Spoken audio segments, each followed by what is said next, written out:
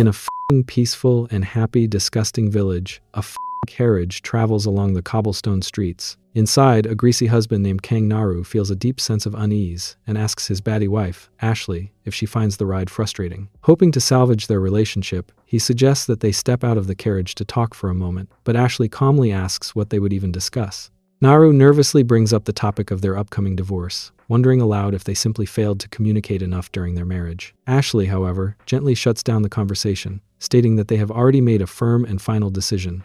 As they continue their journey to finalize the divorce, Naru reflects on how his life reached this point. Originally a South Korean who was mysteriously transported to this fantasy world a few years prior, Naru found himself endowed with an immense power that quickly earned him fame as a renowned warrior of the realm. It was during his usual duties of defeating demons that he first met Ashley. The two fell deeply in love almost immediately and quickly held a wedding. However, shortly after getting married, Naru learned that his wife's family, the Lapones, harbored a dark secret and suffered under a historical curse. The trouble began generations ago when one of Ashley's ancestors decided to secretly watch the ancient goddess of the eastern wind, Vera, while she was cleaning her clothes in a secluded waterfall pool. Completely mesmerized by the goddess's beauty, the ancestor became obsessed with what he had witnessed. Instead of keeping the secret to himself, the ancestor foolishly began boasting about his experience to guests at dinner tables, speaking openly about the goddess's washing stamina. This disrespectful boasting quickly triggered a powerful curse upon the entire family lineage. The goddess Vera had cursed the ancestor to suffer a severe seizure whenever he looked at water, ensuring he could never approach any body of water again. Desperate to free his lineage from this torment, the head of the family pleaded with Naru to defeat the goddess and lift the curse. Confident and eager to help for the sake of his beloved wife, Naru readily agreed to the request. Upon confronting the goddess, Vera recognized his purpose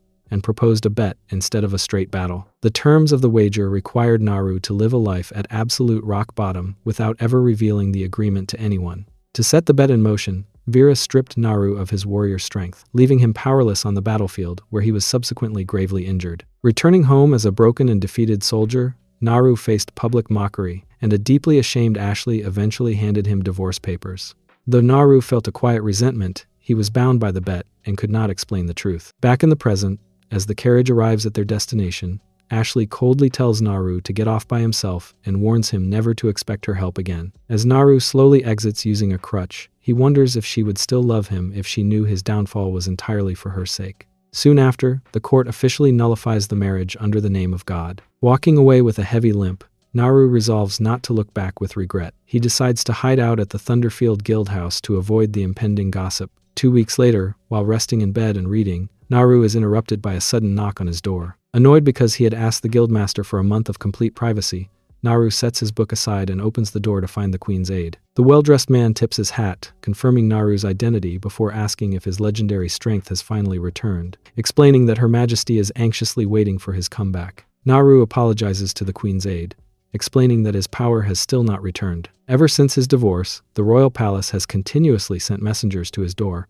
pleading with him to accept new missions. The desperate aide asks if there is truly nothing Naru can do to help, emphasizing that Naru is the only person capable of retrieving the specific item Her Majesty desires. Still, Naru stands firm, stating that while he would love to assist, he is currently nothing more than a powerless divorcee. He politely asks the aide to convey this message back to the queen and promptly slams his wooden door shut to end the conversation. Almost immediately, the knocking resumes, prompting a frustrated Naru to sigh at the visitor's sheer tenacity. Losing his temper, he swings the door open to shout that he has already given his final answer. To his complete surprise, it is not the royal representative standing on the other side, but rather his former adventure comrade, Melissa. With a playful smile, Melissa greets him and casually offers her mock congratulations on his recent divorce. Exasperated, Naru scratches his neck and dryly responds that there is nothing to congratulate him about, though he admits it has indeed been a long time since they last saw each other. Before Naru got married, Melissa was a trusted companion who shared in his many adventures, but she currently works as a professor at Visdra Academy.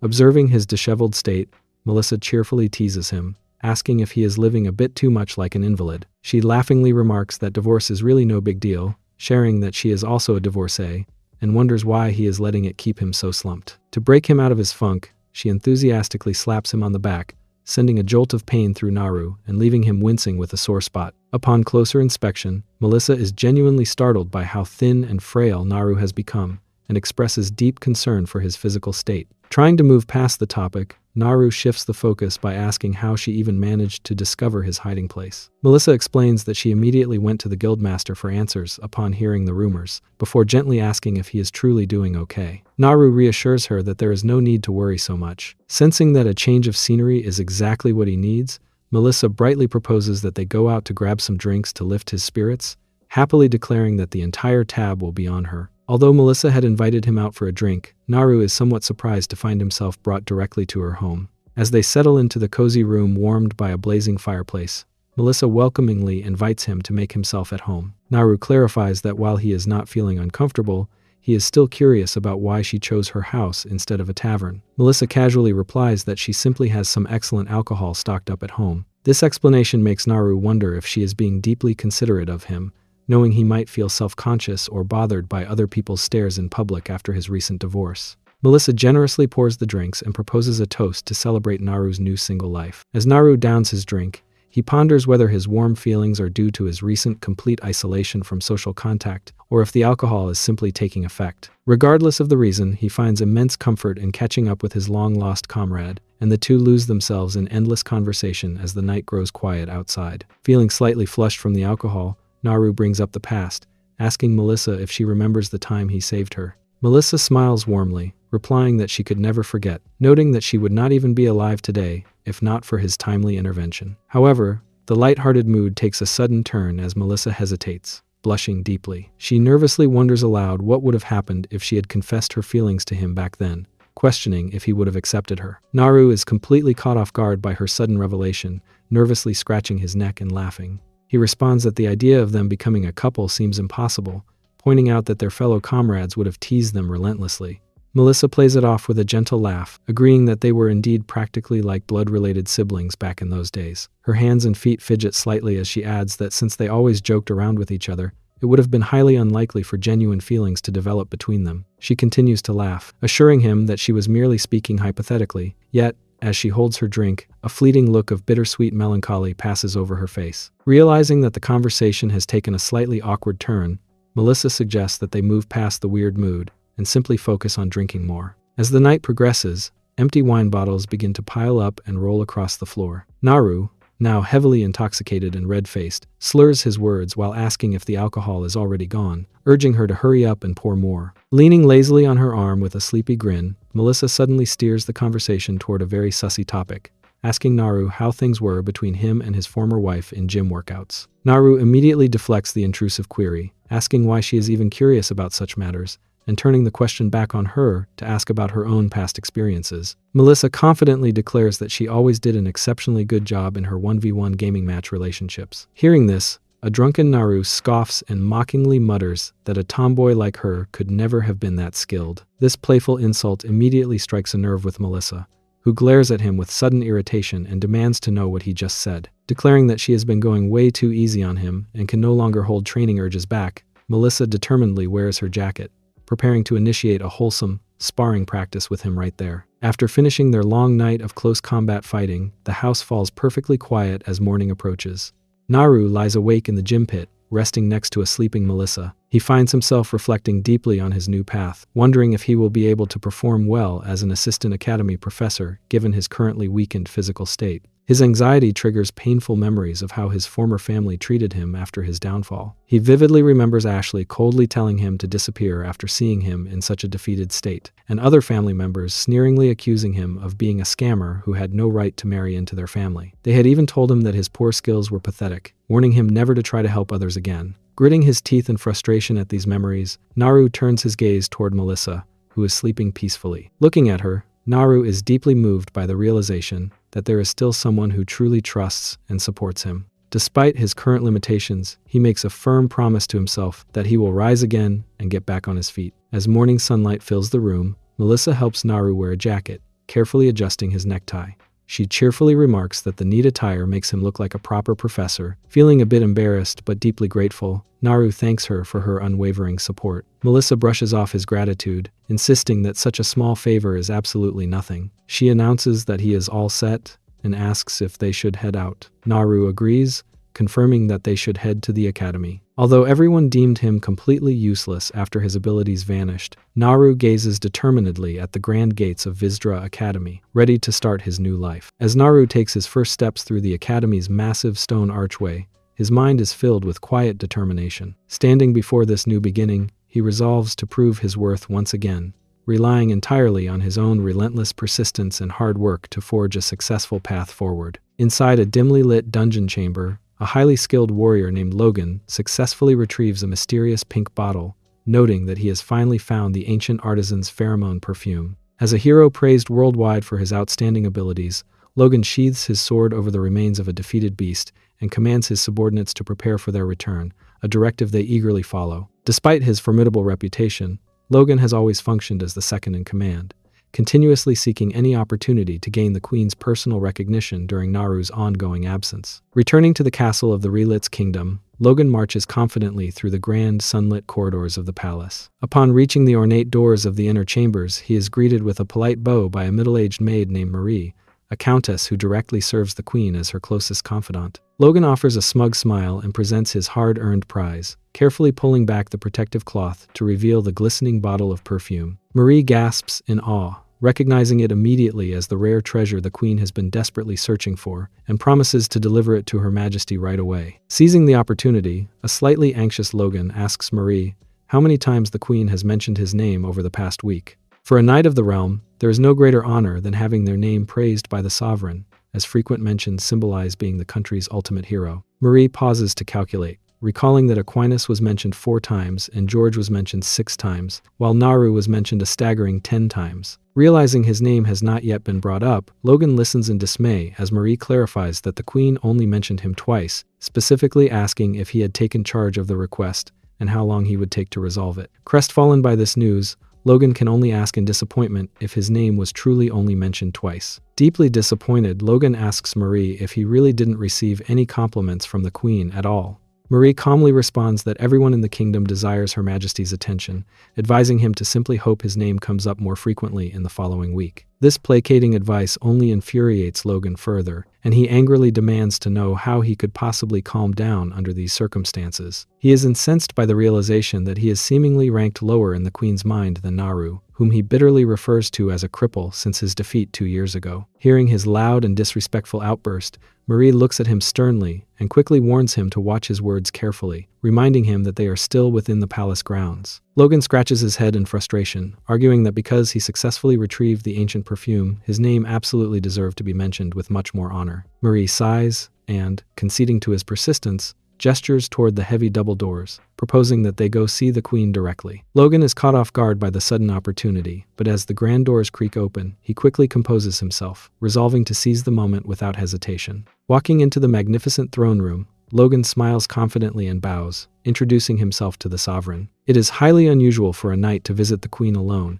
and it has been an entire year since Logan last stood in her presence. Sitting elegantly on her couch, Queen Isabella looks over and asks Marie who this man is. Marie leans in to quietly whisper Logan's identity and accomplishments directly into the Queen's ear. Acknowledging the information, Queen Isabella turns her gaze to Logan, realizing he is indeed the one who retrieved the ancient artisan's perfume. Logan bows respectfully, confirming her statement, and is met with a brief, polite compliment as the Queen simply notes his good work and promises to put the perfume to good use. Logan is stunned by the incredibly brief exchange, internally gritting his teeth in bitter resentment over receiving such a minimal acknowledgement. He feels deeply insulted, thinking that he is being treated far worse than Naru. Before he can process his anger, Queen Isabella casually dismisses him, signaling that he may leave. In a desperate bid to keep her attention, Logan raises his voice in protest, calling out to Her Majesty. Desperate to secure the Queen's favor, Logan brings up a rumor he heard, mentioning that Her Majesty has been searching for her mother's lost belongings that fell into the ocean. He passionately promises that if she grants him the opportunity,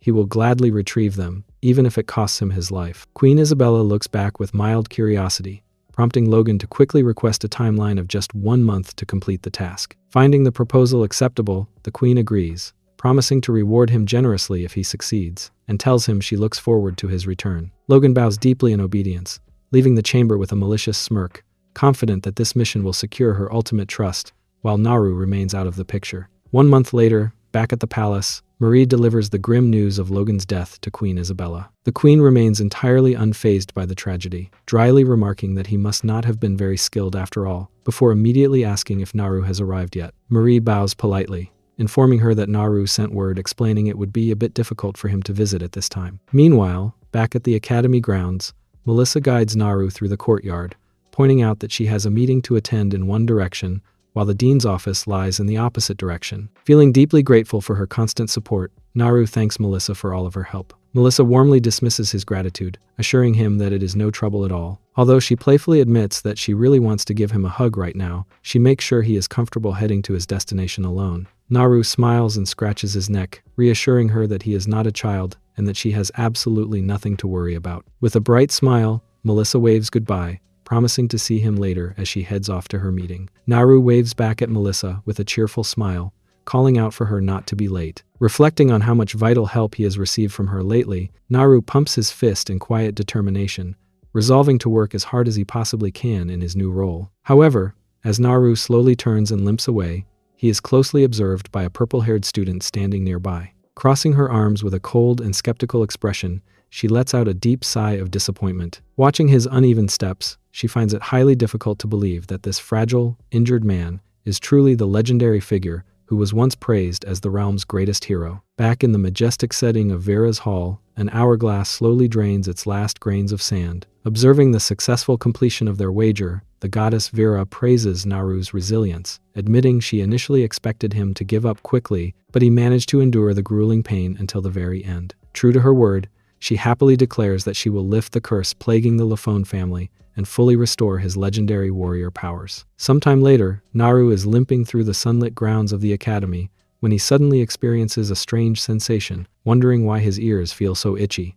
His quiet walk is abruptly interrupted when a sharp voice calls out, ordering him to come over. Turning around, he sees a young man in a brown suit, accompanied by the same purple-haired student who was watching him earlier. Naru approaches them and asks why they called him over. The young man confirms Naru's identity before cheerfully noting that the rumors about him joining the faculty as an assistant professor must indeed be true. He introduces himself as Wigreb, the assistant to Professor Padley. Without warning, Wigreb thrusts a sword toward Naru, asking him to hold it and casually questioning if a former warrior still remembers how to handle a blade. Confused by the sudden weapon, Naru asks why he is being handed a sword so abruptly. Wigreb explains that the young lady beside him, Alicia, has an upcoming swordsmanship examination, so they were hoping to see a quick demonstration of his legendary skills. Naru looks down at his hand tightly gripping his crutch, silently wondering if Wigreb completely lacks common sense for demanding a demonstration from a man who is clearly crippled. Looking highly skeptical, Alicia chimes in to mockingly ask if he is really unable to perform such a basic task,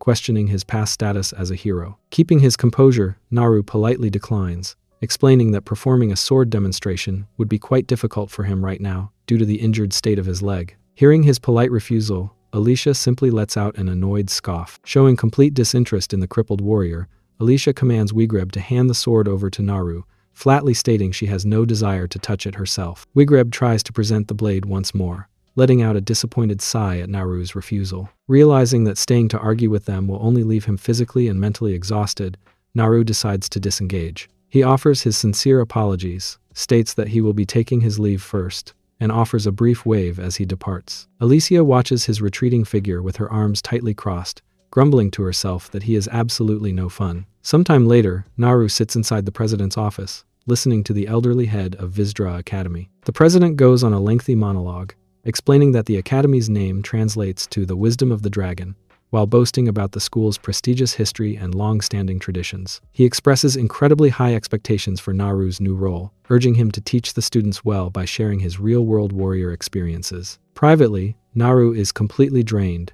sweat dropping as he realizes the president has been lecturing him non-stop for over 2 hours. Despite his exhaustion, Naru politely agrees to his instructions before finally being permitted to leave. Stepping out of the office and closing the door behind him, Naru lets out a massive sigh of relief, feeling as though the endless meeting was genuinely going to kill him. He dryly reflects on how high-ranking officials tend to talk excessively, whether in his original home of South Korea or in this fantasy world. Recognizing that his students might already be waiting, he prepares to head to his assigned classroom. As Naru limps down the academy hallways, the rhythmic clatter of his crutch draws immediate, hostile attention. Groups of students begin to whisper among themselves, pointing him out and questioning if the limping man is indeed the famous former hero. They eagerly gossip about his highly publicized divorce and the rumors surrounding his failed marriage, with some declaring they would be far too embarrassed to show their faces in public if they were in his shoes. Others mockingly question his warrior credentials, snidely wondering if a teacher in his physical condition would easily lose in a fight against the students themselves. Hearing the cruel chatter, Naru flinches and quietly clicks his tongue, deeply annoyed by how easily everyone spreads rumors. He thinks to himself that if these students only knew the true, self-sacrificing reason behind his downfall, they would never dare speak of him in such a disrespectful manner. Although the situation is highly upsetting, he remains bound by the terms of his wager with the goddess and cannot defend his reputation, leaving him with no choice but to endure the slander in silence. Steeling his nerves, Naru walks down the quiet corridor toward the classroom for Class RS, the remedial student division,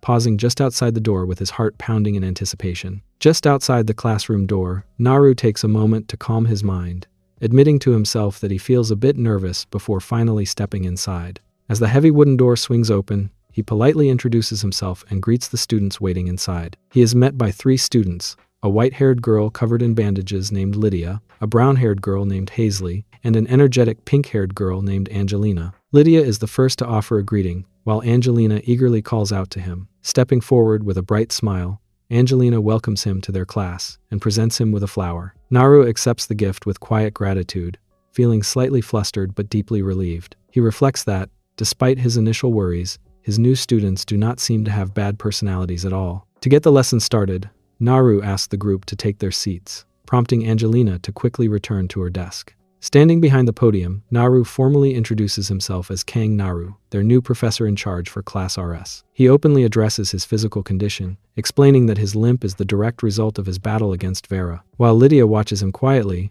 Naru offers a sincere apology for instructing them while in such a weakened physical state, but he firmly promises that he will never teach them half-heartedly. As Hazley listens intently, Naru reminds the group that this semester is their absolute last chance to remain at the academy, urging them all to work together and do their best. Angelina quietly resolves to do just that. To reassure them, Naru confidently declares that he will take full responsibility for their education and ensure that every single one of them graduates successfully. Hoping to begin their journey on a personal note, Naru looks over his roster and suggests starting one-on-one consultations, asking if anyone wants to be the first to speak with him. Angelina immediately raises her hand with great enthusiasm, shouting out her eagerness as she leaps up from her desk. Smiling at her high energy, Naru instructs her to bring her chair over to his desk so they can begin, and she happily complies. Naru begins the first consultation by confirming Angelina's name. She proudly responds that she is the young lady of the Mats family, a lineage renowned for its loyalty to the kingdom, having steadfastly guarded its gates for hundreds of years. Trying to guide the conversation back to her studies, Naru asks about her major, and Angelina excitedly reveals that her specialty is water magic, eagerly offering to show him a demonstration right then and there. Surprised, Naru asks if she truly intends to perform it in the classroom, which she enthusiastically confirms. However, her excitement quickly fades into slight embarrassment as she admits she cannot show him anything too grand, explaining that because of her unique constitution, casting even a few simple spells completely drains her of her mana. This makes Naru realize that her exceptionally low mana capacity is likely the reason she was placed in the remedial division. Deciding it is best to avoid unnecessary strain, Naru suggests postponing the magic demonstration for another time and calls for the next student to come forward. The quiet, white-haired girl approaches, and Naru starts by asking for her name, which she reveals is Lydia. Noting her extensive bandages, Naru gently asks if there is something wrong with her physical condition, and Lydia quietly explains that her injuries were caused by a fire. As Naru prepares to write in his notepad, he asks about her specialty, and she briefly replies that it is swordsmanship. Sensing her guarded demeanor, Naru realizes she is quite a prickly individual, a suspicion that is quickly confirmed when Lydia bluntly asks if he also plans to give up on their class and leave them right away. Naru immediately denies this, crossing his arms and assuring her that he has absolutely no intention of doing such a thing. Skeptical of his promise, Lydia retorts that previous instructors lied as well, with everyone quitting after only a few days, and she openly wonders how long it will take before Naru leaves too. As Lydia walks away, Naru recognizes her deeply pessimistic outlook and notes that he will need to build trust and approach her slowly. Turning his attention to the final student, Naru asks for her name, and the brown-haired girl hesitantly looks up, introducing herself as Hazley and sharing that her specialty is alchemy. During their conversation, Hazley suddenly blushes deeply and accuses Naru of looking at her school bag far too blatantly. She crosses her arms tightly, stating her hope that he can view her with the proper perspective of a student rather than a target of attention. Naru is completely dumbfounded by the accusation, sweat dropping in confusion while Hazley continues to breathe heavily, internally calling him incredibly lecherous. Realizing how easily she misinterprets his gaze, Naru silently resolves to be extremely cautious around her from now on. Witnessing this awkward accusation, Angelina stands up abruptly, slamming her hands on her desk, and angrily demands to know why Hazley is calling their new professor a disgrace. Before Hazley can even respond, Angelina snatches her classmate's bag and dumps its contents onto the desk, exposing several highly detailed sussy boxing practice books. Angelina loudly declares that the real disgrace in the room is Hazley herself. Mortified, Hazley calls Angelina a snitch, but Angelina continues her verbal attack, pointing out that Hazley's grades are always low because she is constantly lost in her own wild fantasies. Lydia watches the dramatic scene unfold quietly as Hazley trembles with intense embarrassment and rage. In a desperate bid to make Angelina stop, Hazley grabs a glass flask containing a bubbling red liquid. Though someone yells for her to stop, she loses her grip and the flask goes flying, crashing heavily to the classroom floor where it immediately shatters. The impact triggers a sudden explosion, out of which emerges a fiery element lizard. Angelina screams in terror as she recognizes the creature as a salamander. The fiery beast immediately leaps onto the wooden bookshelves, causing the flames to spread rapidly across the classroom. Realizing the gravity of the situation, Naru calls out to the girls in alarm as the room is quickly engulfed in fire. With his students in immediate danger, he desperately searches for a solution and realizes that the only way to quickly neutralize the threat is to smother the salamander with his own body. He knows that doing so will inevitably leave him severely burned, but despite his limitations, Naru resolves to act, taking a painful, limping step forward to save his students. Determined to protect his students at all costs, Naru decides that it is far better for him to take the brunt of the danger than to let the girls suffer any injuries. With absolute resolve, he throws himself directly over the fiery salamander crawling across the stone floor. Smothering the elemental beast with his own body, Naru braces for the impact of the landing, fully expecting to feel the agony of the burning flames. However, instead of the expected pain of a classroom fire, the scene suddenly transitions to the eastern part of the continent, high in the beautiful green-waste mountain range. Squeezing his eyes shut in confusion, Naru slowly blinks open his eyes and looks around,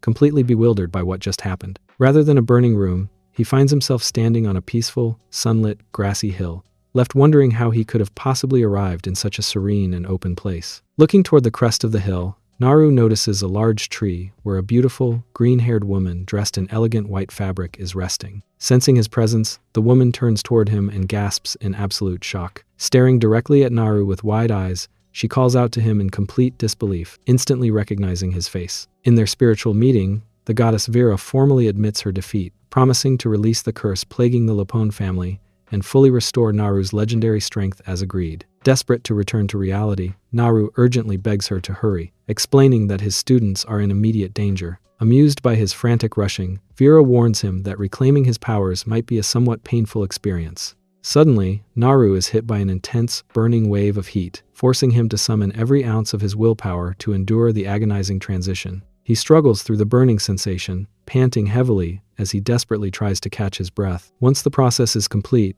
Vera hovers gently down toward him, confirming that she has kept her end of the promise. She then curiously asks Naru how it felt to live his life without any of his legendary powers. Looking up dejectedly, Naru admits that the experience was miserable, explaining that as soon as his abilities vanished, his beloved wife abandoned him without a second thought. Vera notes that being stripped of his status was a known term of their wager, asking if he truly believed things would turn out differently. Naru sighs deeply, admitting he foolishly believed Ashley would love him unconditionally regardless of his state, because of how deeply they had once cared for each other. He bitterly realizes that her attitude shifted completely because she only valued him for his power rather than who he was as a person. Vera listens quietly before offering a knowing smile. Acknowledging the disgraceful behavior of the Lapone family, she decides that Naru deserves some compensation and announces her desire to leave him with a special gift. Extending her hand, she unleashes a bright surge of magical energy toward him. As a crackling aura envelops his body, Naru is left wondering about the strange and powerful sensation coursing through him. With a soft giggle,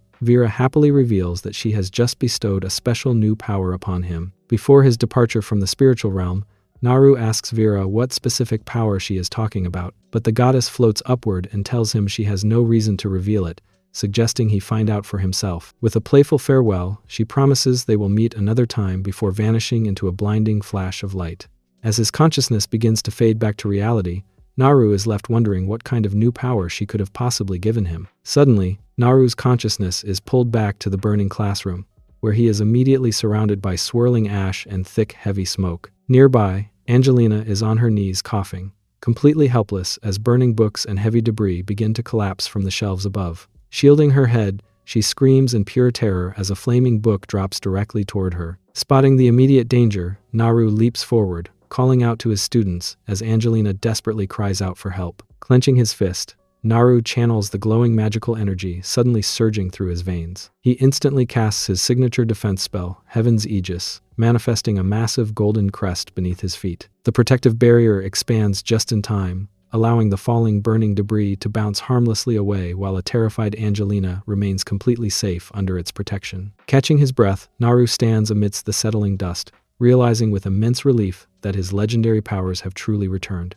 Before he can fully process his relief, a loud, angry voice demands to know what all the ruckus is about as the classroom door is thrown open. Someone quickly casts a water spell to extinguish the remaining flames, bringing the chaotic situation to a halt. Sometime later, a stern female faculty member reprimands Naru, pointing out that he has managed to cause a major accident on his very first day of work. Bowing his head apologetically, Naru takes full responsibility, explaining that the disaster was entirely due to his own carelessness. As he stands there dejectedly, the academy president and other staff members whisper judgmentally, warning one another to remain on high guard because they can never know when the troubled students of Class RS might cause another disaster. Following the chaotic incident in the classroom, Naru humbly promises to be much more careful in the future. The senior administrator declares that the rest of the staff can head back, stating her intention to personally instill more discipline into the new instructor. However, the school's president gently intervenes, asking her to be lenient since it is Naru's first day on the job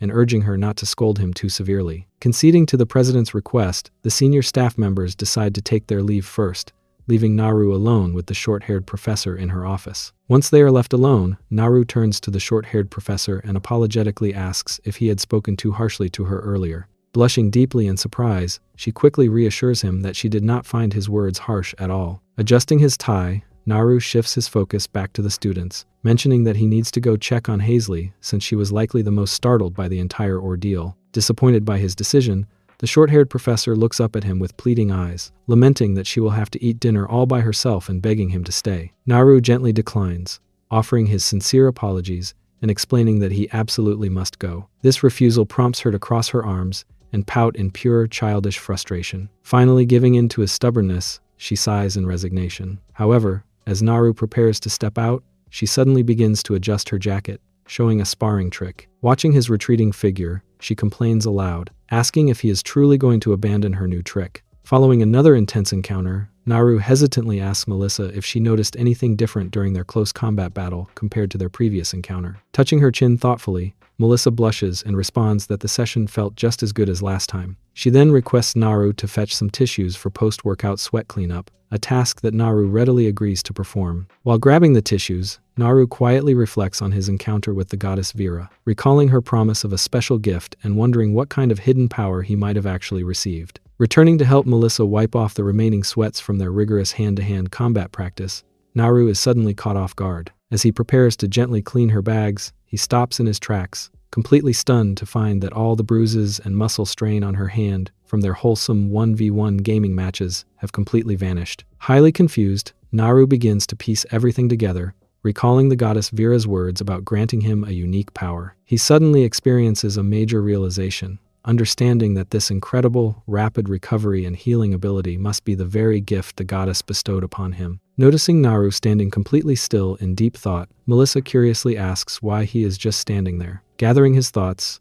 Naru tells her that they need to talk. Sitting her down, he explains the entire truth about his past wager with the goddess Vera and how he had sacrificed his status for the sake of his ex-wife. Hearing this, Melissa slams her hands on the table in disbelief, furious that Naru had kept such a massive secret to himself and endured so much public mockery all because of a divine gamble. However, her anger quickly shifts to sheer curiosity when Naru mentions his theory that his special power manifests through his recovery elixir. Skeptical but intrigued, Melissa immediately decides to run a spot test, kneeling down to gather his recovery formula so she can see the healing effects for herself. Shortly after applying his specialized post-workout energy potion, Melissa looks at her reflection in a compact mirror, marveling at how incredibly smooth and radiant her skin has become. Naru, sitting nearby as he recovers from the exertion, quietly agrees that her skin looks noticeably healthier.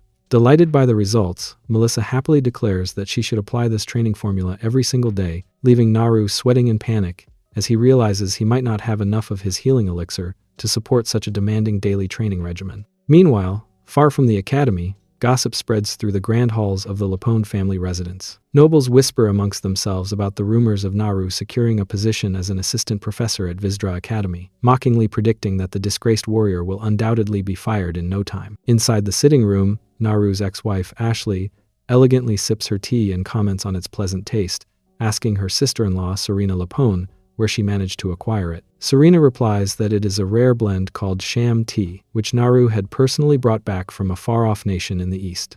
Upon hearing his name, Ashley suddenly freezes, holding her teacup in mid-air as a wave of silence washes over her. Annoyed by the mention of her ex-husband, Ashley demands to know why Serena has not yet thrown away the tea Naru brought. Serena defends the beverage, pointing out that it smells and tastes wonderful. Ashley firmly states that she does not want to hear any mention of Naru's name, explaining that since his life is no longer her concern, she prefers to avoid any news about him whatsoever. Their conversation is suddenly interrupted when an aide rushes in to inform Ashley that her mother is urgently searching for her, leaving her startled and wondering what her mother could possibly want. In the mansion's main hall, Ashley finds her mother, Michelle Lapone, holding a bottle of wine in deep frustration. Michelle complains that the wine tastes completely different from what she is used to, demanding to know how it was stored. Ashley's sweat drops nervously, admitting that Naru was always in charge of organizing the wine cellar, so she has no idea how he managed to preserve the quality. This only infuriates Michelle further, who angrily declares that it has been 2 weeks since Naru left, and they must adapt to managing the estate themselves. She bitterly remarks that all of their current domestic problems seem to stem from his absence, sighing in deep regret that she should have kept him as a slave if she had known his departure would cause so much disruption. Ashley can only look down in silent dejection, feeling a growing wave of unease. The scene transitions back to the academy, where Naru walks up to the temporary outdoor classroom tent. Lifting the flap to greet his students, he is warmly met by Angelina, who waves enthusiastically and wishes him a very good morning. Naru smiles and asks how they are doing as he steps inside with his teaching materials. Looking around the tent, he notices that while Lydia is present at her desk, Hazley's seat remains completely empty. Puzzled by her absence, Naru scratches his head and asks the remaining girls if anyone knows the reason behind Hazley's absence. Angelina responds hesitantly, suggesting that Hazley's absence is likely due to the highly sussy incident that occurred the previous day. Listening closely, Naru quietly agrees, remembering how Angelina had publicly exposed Hazley's sussy books. Realizing that such deep humiliation would indeed explain why she skipped class, Naru resolves to pay Hazley a visit to check on her well-being once he finishes his work shift for the day. However, at that exact moment, Naru remains completely unaware of what lies ahead, having no expectation that Hazley is about to present him with an incredibly bizarre request. Naru gets ready for the first class of the day, announcing that it is time for their lecture on nature and fairy tales with Professor Madilak. He reminds the students to grab their textbooks and prepare to head out. Angelina immediately raises her hand with immense enthusiasm, declaring that she is already fully prepared to leave. However, Naru asks her to wait a moment, turning his attention to Lydia to ask if she is also ready to depart. Lydia rests her chin on her bandaged hand and flatly refuses to go, stating her intention to remain right there in the tent. Taken aback, Naru asks how she expects to handle the lecture, prompting Angelina to let out a tired sigh. Angelina explains that Lydia rarely attends any of her classes, choosing instead to spend the entire day sleeping before simply heading home. Determined to fulfill his role, Naru firmly instructs Lydia to stand up and join them, but she stubbornly refuses. Realizing he cannot force her at this moment, Naru sighs in defeat, telling Lydia to make sure she attends the subsequent lecture before guiding Angelina out of the tent. As they walk across the academy grounds, Angelina suddenly notices something different and asks Naru why he is no longer using his crutch. Naru calmly explains that the crutch was merely a temporary aid for his recovery, and he is now doing completely fine. Delighted by the news, Angelina warmly expresses her happiness for his recovery, prompting a grateful smile from Naru as he thanks her for her kind support. By 6 in the evening, Naru is sitting inside Melissa's office, diligently finishing up his paperwork. Letting out a weary sigh, he notes with relief that his long first day of teaching has finally come to an end. Glancing at the ticking clock on the wall, he decides that it is finally time to check on his missing student and resolves to head straight over to Hazley's house. Arriving at the gates of Hazley's massive family estate, Naru is greeted by a housemaid who politely asks for his identity. He introduces himself as Assistant Professor Kang Naru from Visdra Academy, prompting the maid to warmly invite him inside. As Naru walks through the grand courtyard, he is deeply impressed by the sheer scale of the massive mansion. Once inside, Naru sits down to speak with Hazley's mother. Looking deeply worried, she explains that her daughter has locked herself away and refuses to leave her room. She then suggests that if Naru is comfortable, he should head up to Hazley's room to speak with her directly. Naru readily agrees, quietly reflecting on how heavily the young girl must be blaming herself for the chaotic accident from the previous day. Standing outside the decorated blue door, Naru knocks gently before sliding it open, announcing that he has come out of concern and is stepping inside for a moment. Inside the lavish room, Hazley remains completely hidden under a massive pile of blankets on her bed. Naru asks if she plans to return to the academy the next day, mentioning that Angelina actually wants to apologize to her. From beneath the sheets, a muffled, angry voice accuses him of lying, declaring that Angelina is absolutely not the type of person to apologize. Seeing that gentle persuasion is failing, Naru crosses his arms and prepares to use a different tactic. Pulling out her academic records, he warns her that if she continues to hide, he will have no choice but to use another method, pointing out that her grades used to be quite good before she got so invested in her private jujitsu training book collection. Hearing his provocative words, a mortified Hazley instantly flings off her blankets, blushing furiously as she demands to know what he is talking about. In her embarrassment, she hurls a pillow directly at his face, screaming for him to get out of her room. Calmly catching the pillow, Naru agrees to leave as requested, but playfully adds that he will simply go discuss the sudden drop in her grades with her mother instead. Terrified of her mother finding out about her secret collection, Hazley springs out of bed and races across the floor, spreading her arms wide to block the doorway. Clad in her jacket, she frantically commands him to stop, asking if he has completely lost his mind. Naru humorously points out that Hazley had just ordered him to leave her room. Hazley, feeling cornered, dramatically asks if he wants to see her perish from sheer embarrassment right there on the spot. Sensing his advantage, Naru offers a compromise, promising not to reveal her secret collection to her mother as long as she agrees to return to the academy the following day. Desperate to keep her secret safe, Hazley quickly capitulates, stating that she will indeed go to class. Satisfied with her answer, Naru starts to head out, waving a casual goodbye as he reminds her once more to make sure she attends class tomorrow. Just as Naru prepares to step out of the room, Hazley suddenly reaches out and grabs a tight hold of his clothing, pleading with him to wait. Naru turns around in confusion, wondering what could be wrong. Looking down with a deep blush, Hazley hesitantly asks if he would be willing to stay and hear her out for just a moment before he leaves. Seeing her genuine distress, Naru takes a seat on a nearby sofa, crossing his legs and agreeing to listen to whatever is currently on her mind. Sitting across from him, Hazley explains that she would normally never speak openly about such highly personal matters. However, because Naru went through the trouble of coming all the way to her house to check on her, she decides to make an exception. With a nervous blush, she confesses that she believes she has developed a serious addiction to her sussy hand-to-hand combat books. She explains that this habit has caused her to constantly have highly proper thoughts, leaving her completely unable to focus on her regular studies. Hearing this, Naru looks on with growing concern, realizing that her struggle to concentrate on her education is a far more serious issue than he had initially assumed. Gathering her courage, Hazley curls up on the sofa and hugs her knees tightly, admitting that Naru is actually the main reason she skipped school today. When a bewildered Naru wonders why his presence would cause her to stay home, Hazley shyly confesses that she has actually harbored deep feelings of admiration for him ever since his days as a legendary warrior. She explains that she felt far too humiliated to face him at school after having her special hobbies so publicly exposed in front of someone she respected so deeply. Feeling a bit flustered by her unexpected confession, Naru scratches his head in embarrassment, pointing out that he is no longer a glamorous hero but merely a struggling, divorced man. However, Hazley gently reassures him, looking down with a warm blush, as she states that, in her eyes, he remains just as cool as he was in his glorious past. Hazley awkwardly points out that Naru must have spent a great deal of competitive 1v1 training with his former wife, leaving a flustered Naru to only offer a hesitant, unsure agreement. Realizing the sudden awkwardness of her statement, Hazley immediately panics and apologizes for bringing up such a delicate topic out of nowhere. Clutching her chest in embarrassment, she confesses that she struggles with distracting, sussy thoughts whenever she is around him, and she deeply regrets asking such a question. Listening quietly,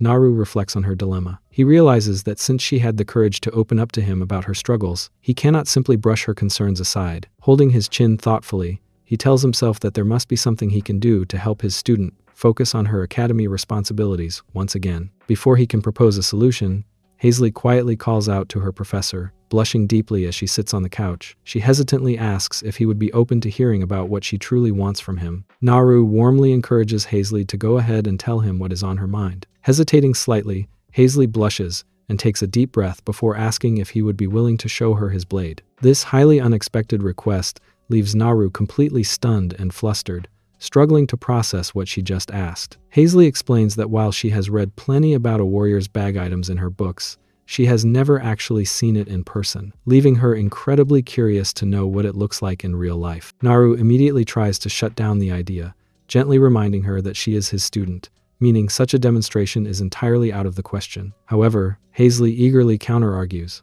pointing out that Naru is the only man she trusts enough to ask about such matters. This leaves Naru in a difficult position, prompting him to wonder if agreeing to her request would actually help her focus during class. Looking for a way to motivate her academically while proving to the school administration that he can successfully guide his students, Naru proposes a deal. He tells her that if she manages to score full marks on her upcoming test, he will agree to her terms. Hazley's face instantly lights up with excitement, and she joyfully holds him to his word, warning him that he absolutely cannot back out of their promise later. With a weary sigh, Naru agrees to the deal, but firmly requests that she keep their arrangement an absolute secret from everyone else. Hazley reassures him that she has no intention of gossiping about such a matter, turning around to prove her sincerity. To ease his worries, Hazley opens her drawer and retrieves a small bottle containing a purple liquid. She explains that the potion is designed to prevent anyone who drinks it from speaking to others about the conversations they shared.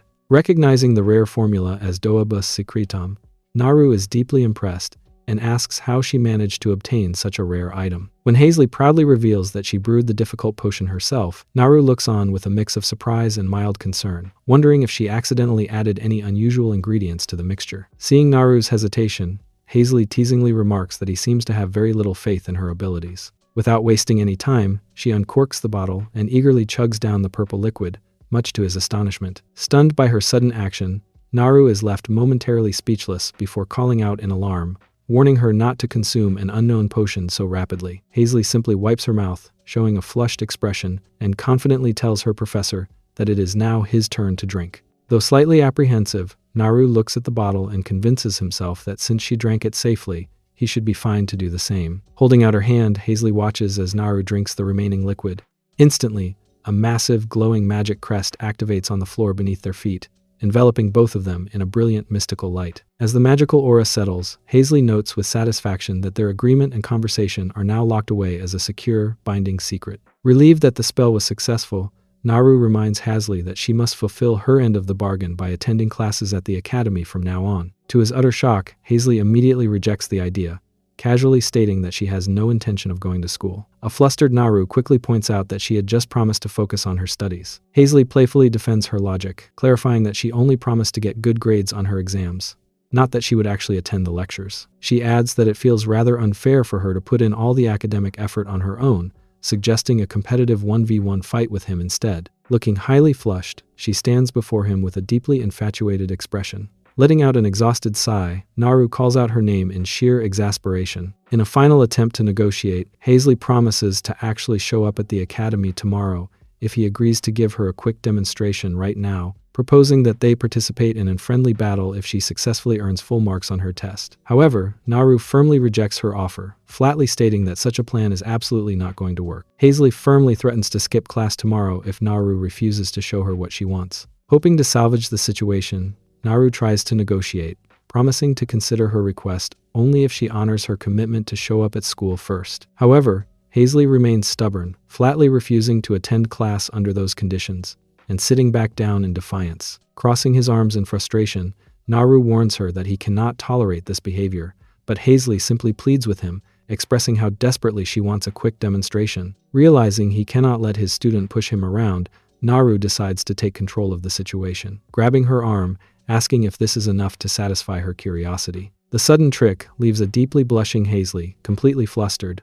softly calling out to her professor in shock. Looking down at her, Naru firmly states that since he has given in to her demands, she is now strictly obligated to show up at the academy tomorrow. Completely overwhelmed by his gesture, Hazley's face flushes bright red, and she eagerly agrees to his terms. Having successfully resolved the matter, Naru bids her goodbye and departs from the estate. Walking through the quiet night streets, he lets out a heavy sigh of relief, silently hoping that after everything he went through, she will actually keep her promise to attend class tomorrow. The next morning, Naru arrives at the academy to prepare for his duties. He is soon joined by his close comrade Melissa, who smiles warmly and asks if he remembers their conversation from the previous day. Naru sheepishly admits that she had certainly driven her point home, prompting Melissa to grab his tie while playfully warning him not to distribute his personal high-protein shakes to just anyone. Showing him a playful trick, Melissa bids Naru goodbye, waving cheerfully and letting him know she will see him later. Transitioning over to the outdoor classrooms on the academy grounds,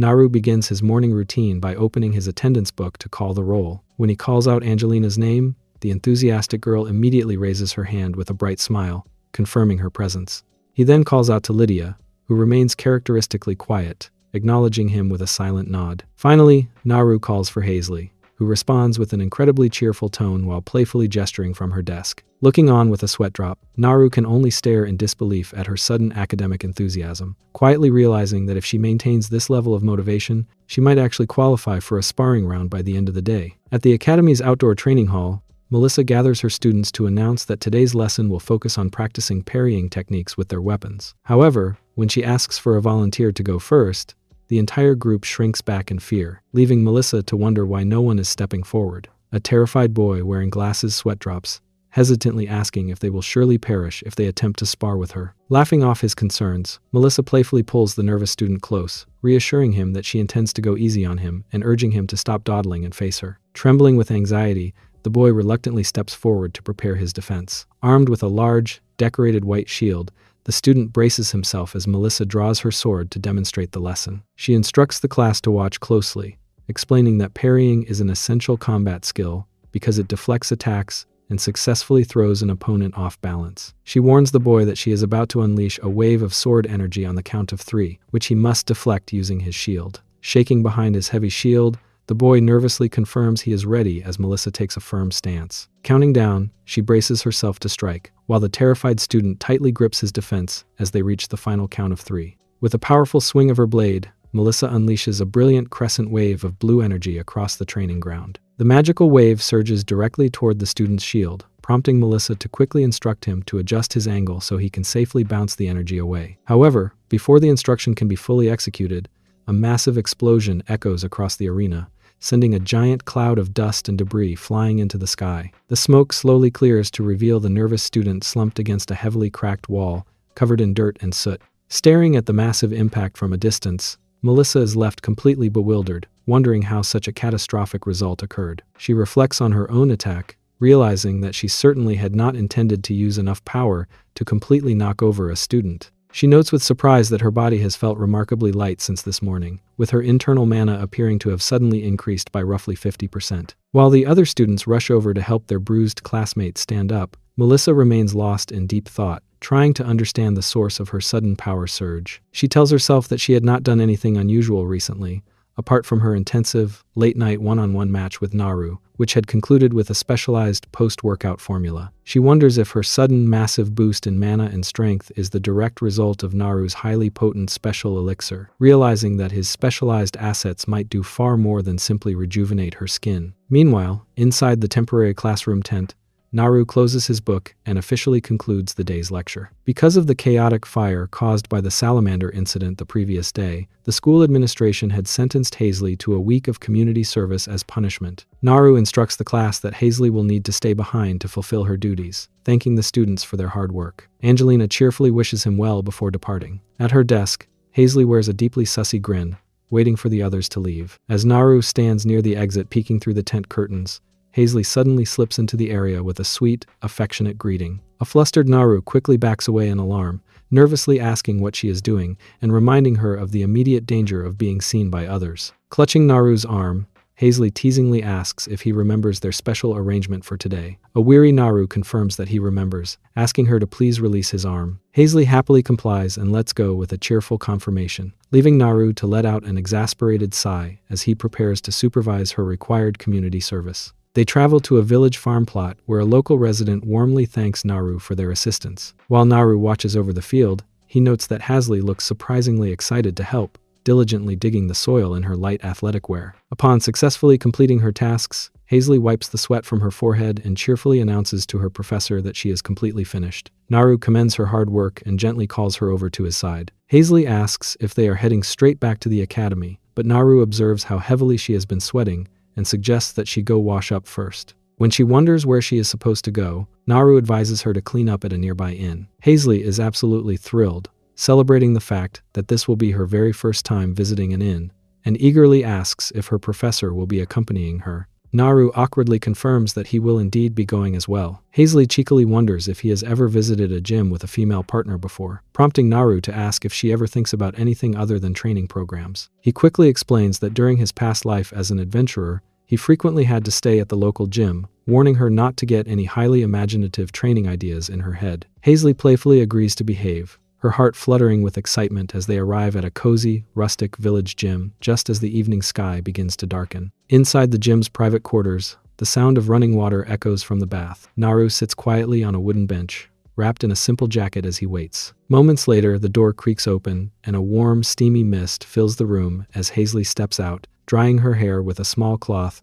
while wrapped securely in a t-shirt, remarking on how refreshing her wash was. Hazley sits close to him on the bench, leaning in to eagerly ask if he is finally ready to display his holy sword as promised. Clutching his arm, she urges him to hurry, admitting that her curiosity is driving her wild. Naru offers a hesitant, slightly reluctant agreement, though he silently questions the ethics of sharing his assets with one of his own students. Standing up with his back turned, Naru firmly warns her that he is strictly going to show her his iron staff and nothing more, instructing her not to harbor any alternative ideas. As he hesitatingly begins to open his bag, Naru confesses to himself that he feels incredibly embarrassed now that the moment has actually arrived. Hazley giggles softly at his hesitation, teasingly asking if her formidable professor is suddenly feeling shy. To prove her own commitment to their deal, Hazley declares that she has no choice but to participate fully, dropping her bag to the floor. Smiling sussily, she confidently notes that they have both shed their training gear, making it absolutely impossible for him to back out of their highly anticipated boxing round now. Later that evening,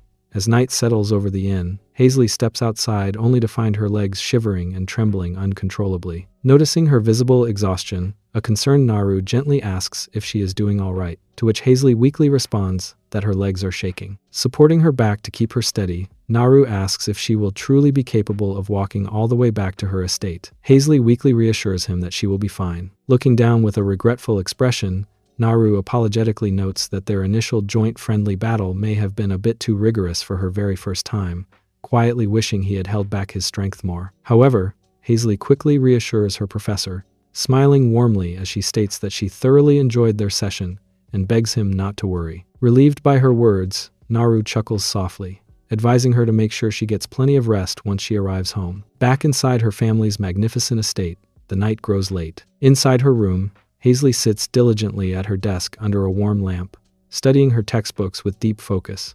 Remembering her solemn promise to her professor, she smiles with quiet determination, resolving to do her best. She vows to secure a top score on next week's exam, driven entirely by the sweet motivation of earning even more sparring rounds with him in the future. While walking across the academy grounds, Naru is suddenly called out to by a young messenger. He recognizes her as the errand girl from the local adventurer guild, silently wondering why she has traveled all the way to the school to find him. Stepping forward, the girl presents Naru with a sealed envelope, explaining that Olivia, the guildmaster, had requested her to deliver the message personally. Opening the letter, Naru is surprised to read a formal congratulatory message confirming that his official adventurer license has been restored.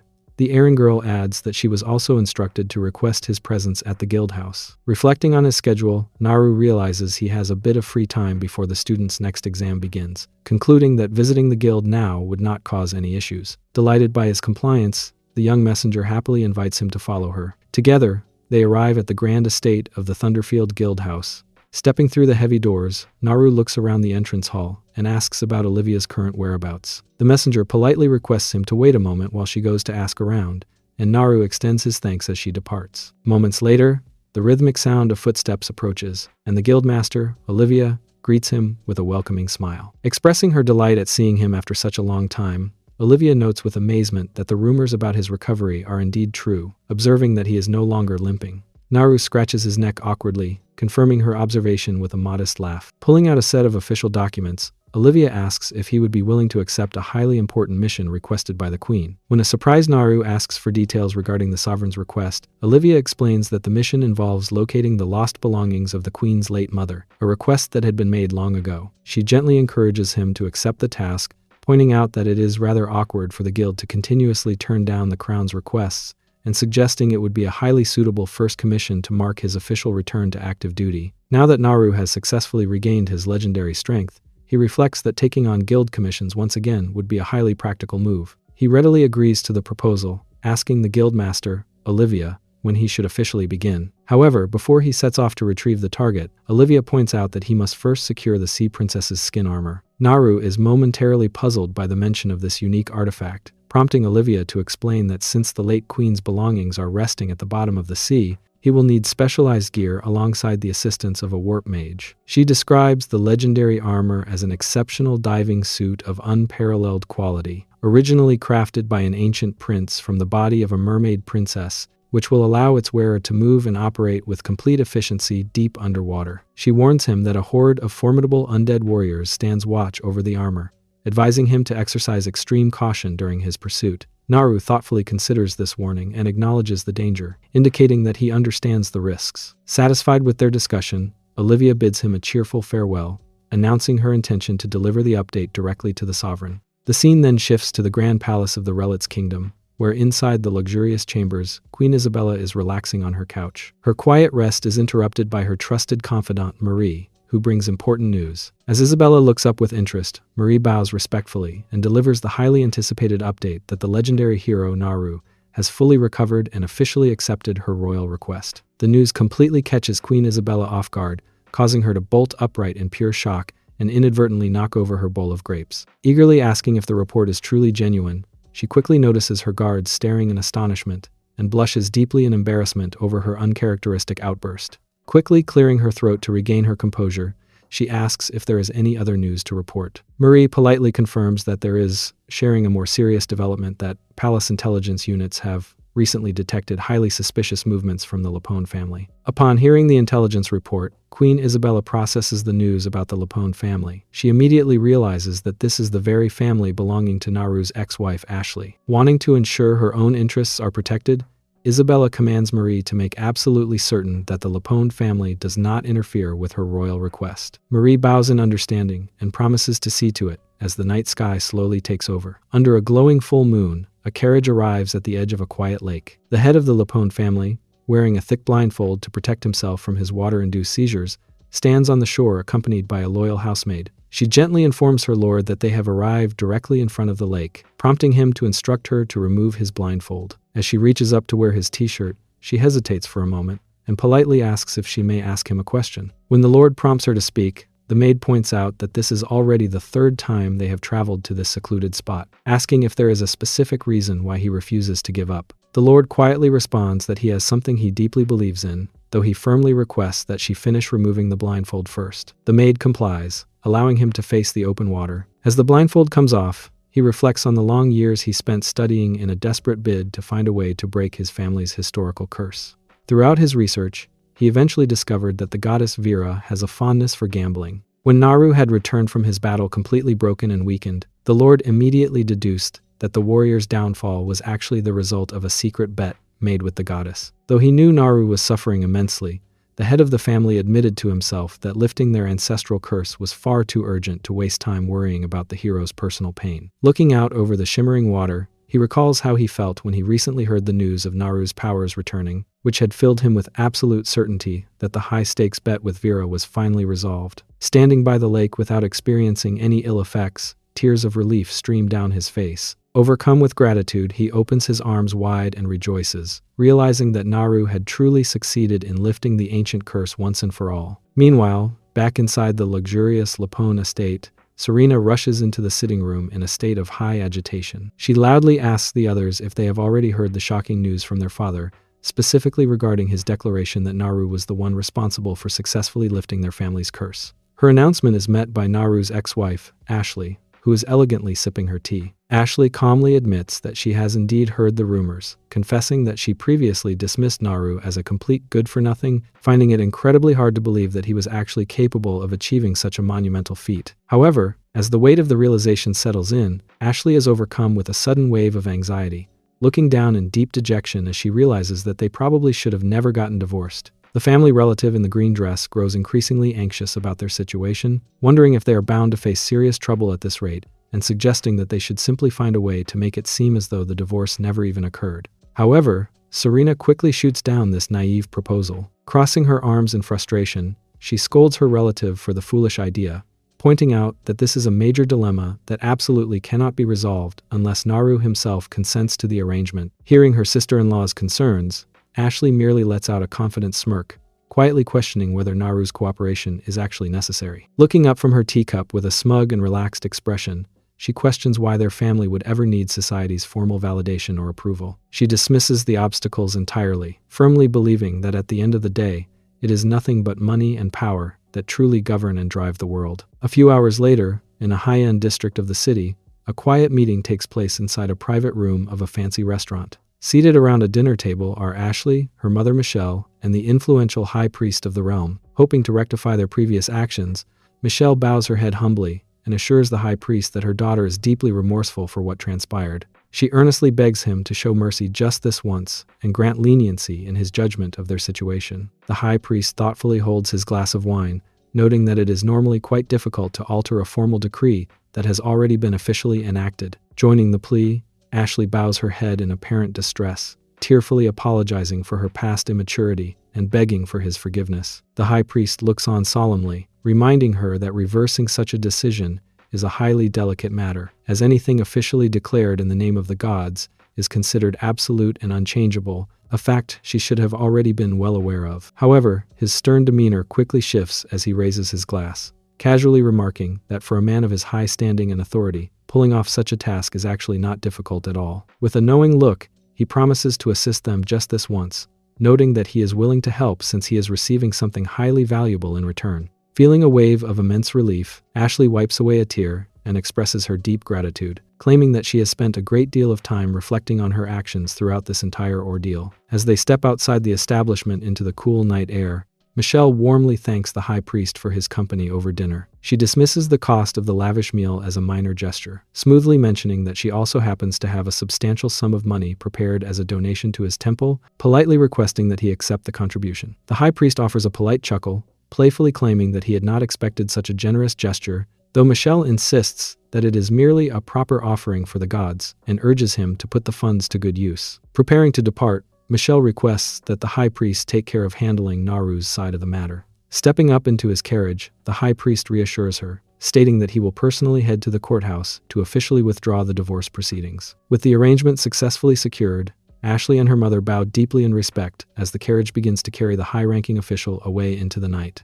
Filled with profound gratitude, Ashley repeatedly thanks her mother, Michelle, for her swift intervention. Michelle smiles warmly, dismissing her daughter's praise and confidently pointing out that such a feat is nothing major, as anything can be easily accomplished when one possesses sufficient money and power. The following day at the grand estate of the Lapone family, the peaceful atmosphere is suddenly shattered when Serena runs to find Michelle in a complete state of panic. Trembling as she delivers an official letter, she frantically questions how such an unexpected outcome could have occurred. Michelle, stunned by her daughter's distress, opens the envelope to find a formal document from the courthouse. The letter clearly states that the uncontested divorce proceedings remain completely valid, noting that if either party still desires a split, the marriage will proceed to be officially annulled after 1 year. Serena looks on in dismay, realizing that their request to withdraw the divorce was flatly rejected. She immediately shifts the blame to Naru, confidently declaring that he must have anticipated their plans and made the first move to block their attempt. However, the true reason behind the rejection had unfolded the previous night.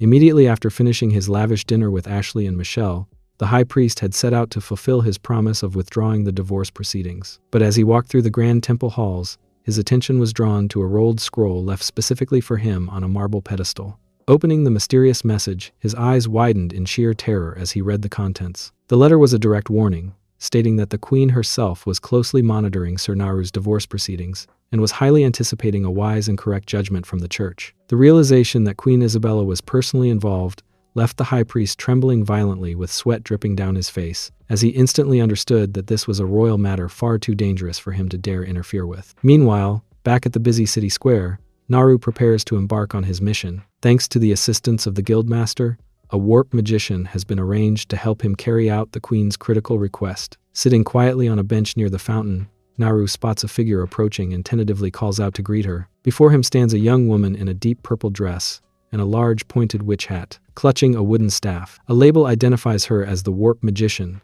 Sophia. Observing her pale complexion and dark circles, Naru quietly notes that she does not appear to be in particularly good physical condition. Trying to gauge her magical capabilities, Naru hesitantly asks how many kilometers she is capable of warping them. Looking quite exhausted, Sophia clutches her staff tightly and responds that her maximum warp range is up to 170 kilometers. Sophia acknowledges that Naru had initially requested a warp magician with a range of at least 200 kilometers, but explains that the guildmaster assured her that her limit would be adequate for this mission. Naru quietly accepts this explanation, though he secretly worries that a 170-kilometer limit is cutting the distance incredibly close. Sophia then prepares to cast her spell, confirming with Naru that their target destination is indeed the Nidara forest.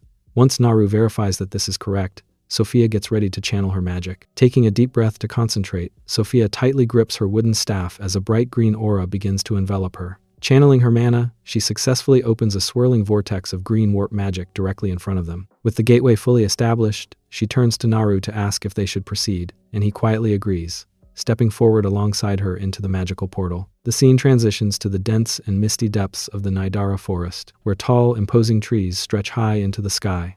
Looking around, Naru observes their new surroundings and confirms that they have successfully reached their destination. Looking slightly apprehensive, Sophia clutches her staff and asks if Naru actually knows the way or which direction they need to take. Naru gestures toward a faint trail ahead, explaining that there is a path they can follow. He remembers hearing rumors that the legendary armor is hidden behind the powerful defensive barriers of an ancient royal palace. Realizing this, Naru activates his specialized sensory ability, his eye flashing with a golden light as he scans the dark forest. Spotting a faint magical signature shining through the trees, he confidently informs Sophia that he has successfully located the target and urges her to follow him. An hour later, the pair arrives at a specific location deep within the dark woods. Looking around nervously, Sophia hesitatingly asks if this is indeed the correct spot. Naru confirms that it is, explaining that he can clearly perceive the magical barrier hiding the ancient palace right before them. Understanding the danger ahead, Naru advises Sophia to find a safe place to hide while he goes inside to retrieve the armor. Clutching his shoulder in concern,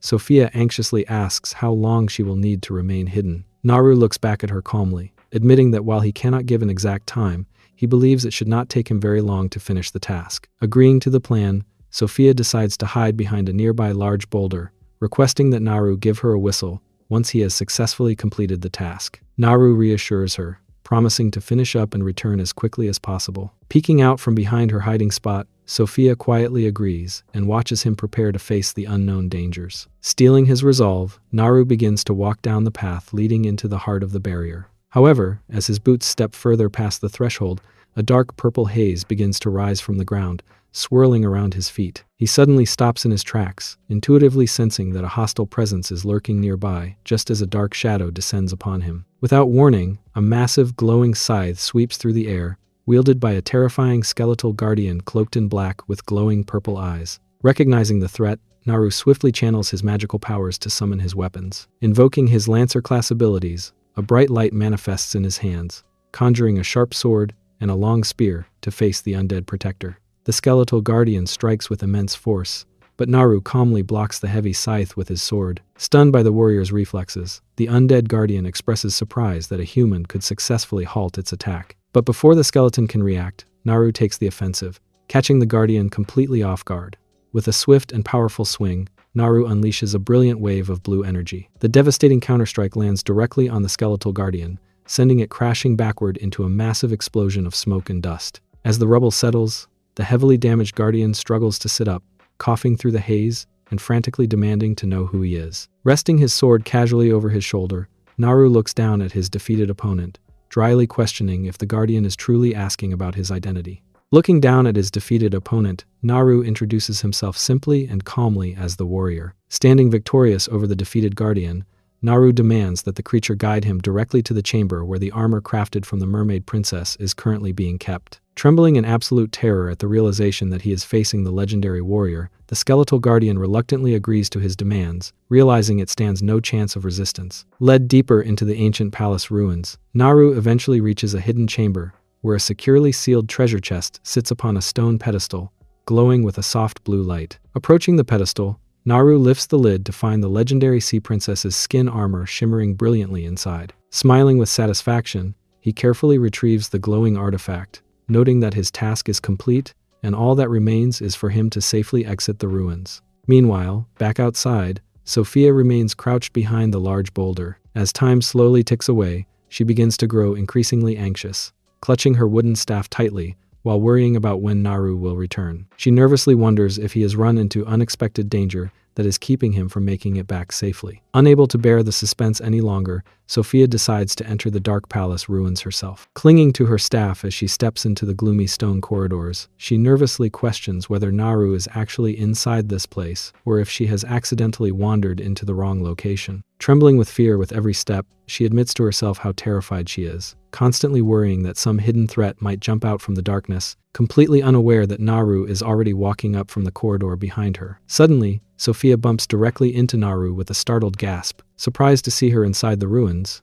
Naru asks what she is doing there. Blushing in embarrassment, Sophia confesses that she had initially mistaken him for a hostile monster, apologizing and admitting that being left all alone in the dark forest had left her completely terrified. Naru gently reassures her, explaining that everything is fine because he has already successfully secured the legendary armor. He adds that his next step is to locate the Queen Mother's lost necklace, prompting an excited Sophia to suggest they immediately warp to their next destination. The scene transitions to the open ocean, where a sailboat glides across the shimmering blue water. Equipped with the unique diving armor, which allows him to breathe freely beneath the surface, Naru dives deep into the sea. Finding the Queen Mother's keepsake proves to be far less challenging than he anticipated, and he easily locates a decorative treasure box nestled on the seabed. Surfing with a breath of fresh air, Naru happily confirms that he has secured the necklace and prepares to return to the palace to inspect his prize. Meanwhile, inside the luxurious royal chambers, Queen Isabella is relaxing elegantly on her sofa. Her quiet rest is interrupted when her close confidant, Marie,